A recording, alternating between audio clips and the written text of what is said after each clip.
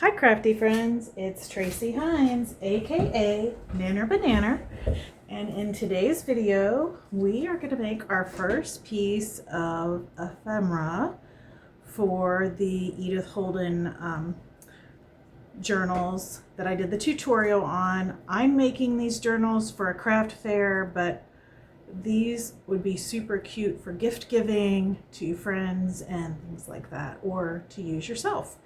So today we are making an envelope out of some Edith Holden paper and then just embellishing it a little bit to put in our journals. What I did was cut down pages that were just the text, no pictures, but have her beautiful handwriting. I cut these down to 6.5 by 6.5. Again, if you are making just a few journals, one Edith Holden book is going to get you the journals you want, as well as the embellishments we're going to make. You can buy reproductions for about $16.99. Or if you have some in your stash, this that I'm using right now happens to be from the 1970s, but the ones I made the journals out of were a reproduction. So let's get started on these envelopes. So I will take you through a couple of how I made them. All right, you will need some glue. And then some twine of some sort and ink. And that's really about it, and your trimmer to cut it. So I did put it on a mat that has measurements on it to help me get it lined up exactly how I wanted. All right, and then you just fold this part up. For me, it's a little easier to do it this direction, but whatever works best for you. You're gonna line it up just like that. We'll do a couple of these together. That way, if anything is not clear, hopefully after you see it done a couple times, it will become clear for you. And then this just needs a very thin bead of glue.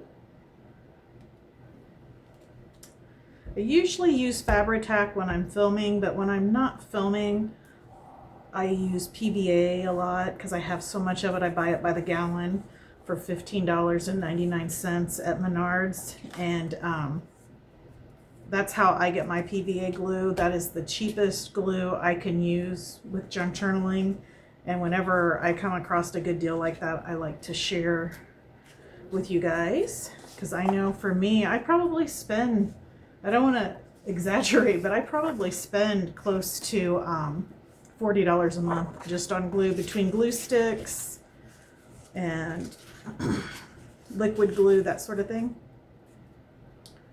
Right there at it. So, okay. And honestly, you can use the PVA glue to do just about everything. There's just a very few exceptions. All right. Then I'm going to fold that up again. And there we are. And I'm just lining that bottom fold up to where it lines up with this. So you can see there's like overlap, which works out really well for the gluing process. All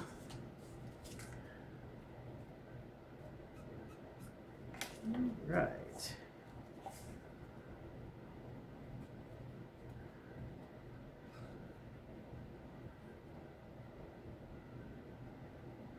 There we are. Perfect. Okay, so let's go ahead and decorate these two. Now the items I'm using to decorate are Tim Holtz, and then I also picked up these labels from the Dollar Tree because I thought they looked good with it as well. Now if you want, one thing I do want to grab real quick that I don't have, I'll be right back.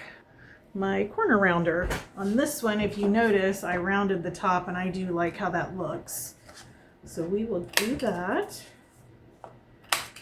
Now these are the vintage ones, so I don't feel like they need inked, but certainly if you wanted to ink them, that would look great, I think. So let's go ahead and add our label here. I think on this one, I actually might have, I don't know if I want to do that. I think we'll just leave it a square. I think on the one there though, I did around the corners, but we'll just leave these square. I think that'll look okay too.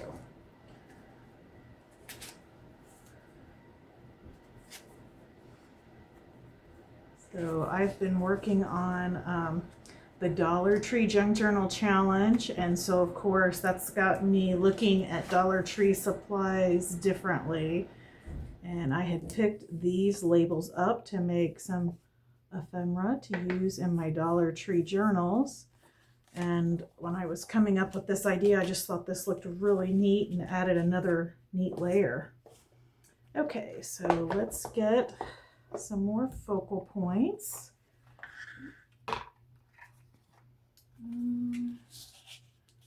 That might work. And we need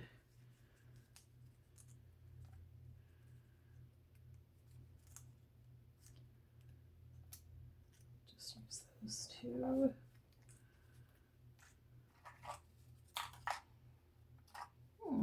That's cute.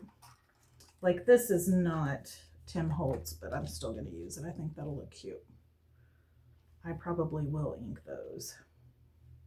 You get a couple labels here, and these are Tim Holtz as well. Okay, get my ink out.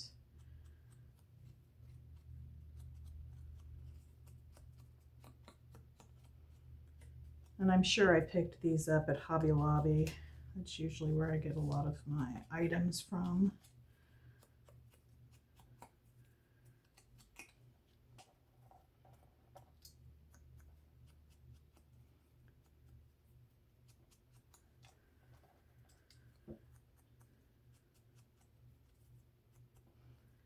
So guys, I have been working on curtains for my dad's. He's got a bay window in his house, and he asked me to make him some custom curtains, and got those all made and hung up this weekend, and realized I messed up on one of the panels. So I went today and grabbed more material so I could fix that one panel and make it the way it needs to be made. But that was definitely a little aggravating because I've been sewing a long time. I usually don't make mistakes like that, and of course, you know, when you do things for your dad or your parents, you'd like to get it right the first time for sure.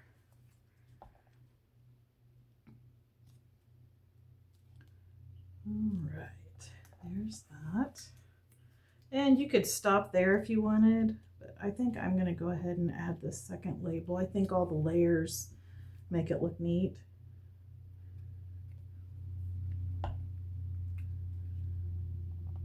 There's that. And if you don't have a lot of these items, if you made the clusters from the video earlier, you could even put a cluster here in the corner and that would look good. So these are pretty open to interpretation. And also, like I always say when making ephemera, it does not have to be for the theme I'm working on. This would work for any type of journal and just adapt it to whatever your theme is. That's one of the things I love about making ephemera. It's so versatile if you can think a little bit abstractly when you see someone make something and then apply it to what you're working on. All right, now then, I have this thinner twine because I thought it might look better. I don't know. I'm gonna test that theory out. I may end up using the thicker twine anyway because I like it better, but I wanted to try the thinner. I didn't have any before, but since then I've picked some up. We'll see which one I like best. So I wrapped it around. Oh gosh, I am so sorry. I just really bumped you guys. I wrapped it around 3 times, and I'm going to tie a knot here and then tie a bow. If you're worried about this staying on, you could always add a dot of glue on the back, but I'm not too concerned about it. I think it'll be just fine. All right. And there is that. So what do I like better? I don't know. You guys will have to tell me in the comments, and then I'll know which ones to do. What do you like better? Do you like the thinner twine, or do you like the, let's see, this is jute cord, and then this is hemp. So you'll have to tell me which one do you like better. I think both are fine, but just let me know what you think. Let me go ahead and put this on this one. I'm gonna wrap it around 3 times. Bring it back around. Alrighty, where are we at here? There you go.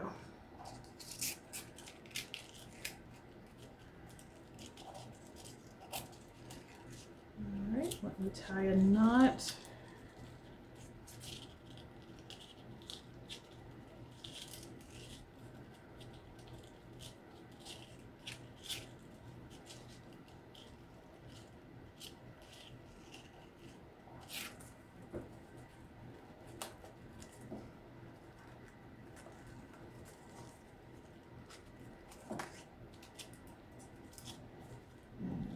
Oh.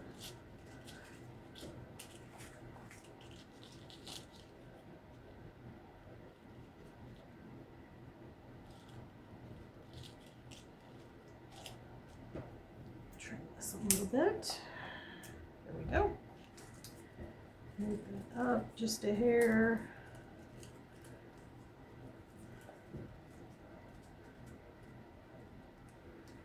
Okay. Right, grab some of my kind of like leftover Tim Holtz type items so I could see what I might want to plug into these pockets here. Ooh, that's cute. Let me do that. That is really adorable. Move this one over here.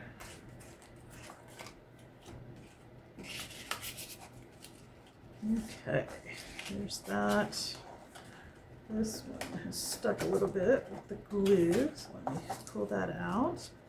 All right, guys, let me know in the comments what you think of this embellishment.